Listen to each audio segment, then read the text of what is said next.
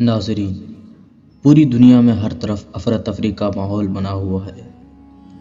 کہیں بیماری لوگوں کو مار رہی ہے تو کہیں انسان سیاست کے دلدل میں گرا ہوا ہے۔ کسی شخص کے پاس کھانے کو روٹی نہیں ہے تو کسی کے پاس پہننے کو کپڑے اور پینے کو پانی بھی نہیں ہے۔ محترم حضرات، یہ سب کچھ چل ہی رہا تھا کہ اچانک اسرائیل کا فلسطین پر حملہ قہر بن کر امت مسلمہ کے سینوں پر ٹوٹ پڑا۔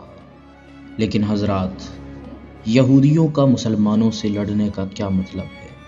آج ہم اس بارے میں آپ کو بتائیں گے۔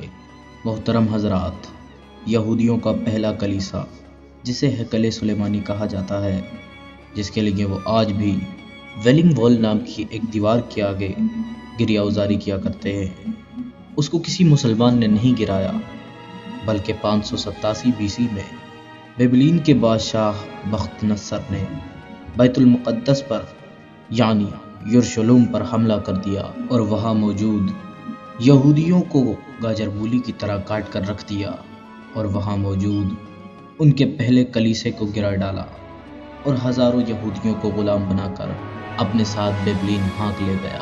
جب ان یہودیوں کے حالات میں سدھار آیا اور ان کو اس تاریخی غلامی سے نجات ملی تو انہوں نے دوسرے کلیسے کو بنانے کی تیاری 516 BC کے قریب شروع کی۔ زربابل نام کے یہودی نے اس کلیسے کی بنیاد رکھی، مگر اس کی تکمیل بادشاہ ہیروڈ نے کروائی۔ کئی سالوں تک یہ کلیسا اپنی جگہ پر قائم رہا، لیکن حکم الہی کے تحت عیسائیوں کی رومن فوج نے بادشاہ ٹائٹس کی نمائندگی میں ان کا دوسرا کلیسا بھی گرا دیا۔ دوسری بار کلیسا گرنے کے بعد آج تک تیسرا کلیسا تیار نہیں ہوا، جس کی وجہ سے یہ ساری دہشت گردیاں یہودیوں کی جانب سے مسلمانوں پر برس رہی ہیں۔ ان یہودیوں کی ہسٹری آج میں نے آپ لوگوں کے سامنے رکھی۔